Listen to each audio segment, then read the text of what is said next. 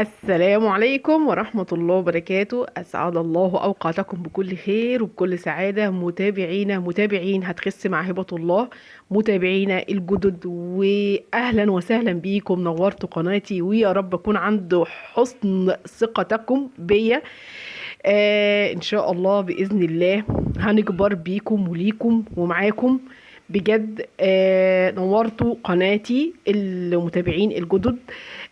ربنا يوفقكم جميعا يا رب. وطبعا المتابعين اللي معايا من زمان، احنا الايام دي عاملين تحدي. الحقوني تعبت من دهوني. النظام انا قلت لكم هنزلكم شرح يومي بالنظام. نزلنا شرح اول يوم امبارح، النهارده هننزل اليوم الثاني اللي هنتبعه بكره ان شاء الله. خدوا بالكم النظام متغير، مش كل الايام واحده، في حركات وتكات كده وشغل هيحرق معانا جامد جدا جدا، وهينزل لنا الدهون العنيدة في الجسم. التزموا، لان بعد الست ايام هتلاقوا نتيجة. بصوا الكلام، نتيجة. معلش انا معاكم تلقائية، يعني مش هشيل بقى في المونتاج والكلام ده كله، لا عادي مفيش مشكلة. هنلاقي نتيجة ممتازة جدا جدا جدا جدا بعد الست ايام. مش هنصدق نفسنا. المقاسات ان شاء الله هتنزل، ان شاء الله هنلاقي برضو نتيجة على الميزان. لازم نكون فاهمين الاوزان الكبيرة بتنزل اكتر من الاوزان الصغيرة، ولكن كله هينزل ان شاء الله، والنزول ده رزق من عند ربنا. التزمي ان شاء الله هتلاقي نتيجة كويسة.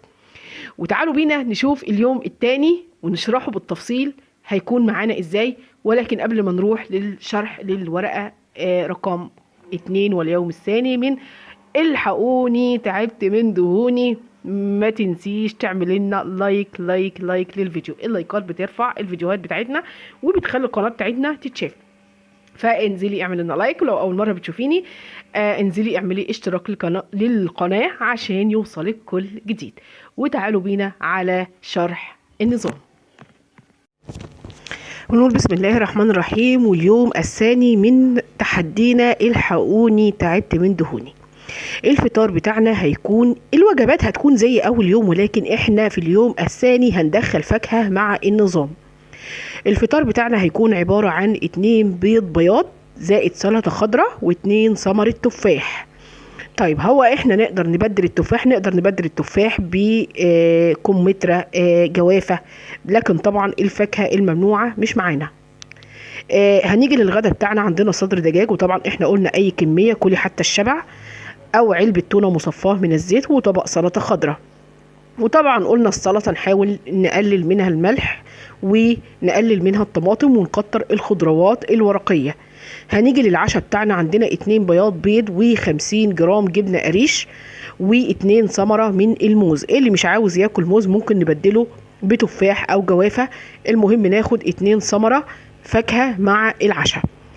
والنظام بتاعنا النهاردة يعتبر دخل فيه فاكهة ان شاء الله. اليوم الثالث هيبقى مختلف.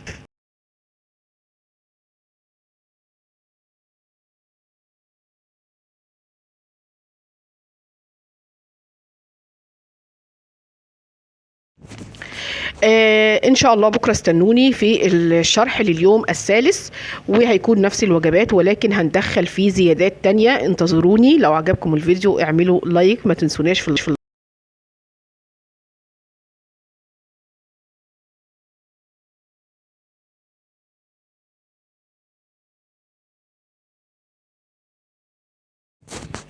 وطبعا ما ننساش نشرب 3 لتر مياه على مدار اليوم، ونعمل رياضة حتى ولو نص ساعة مشي فقط عشان نلاقي نتيجة كويسة.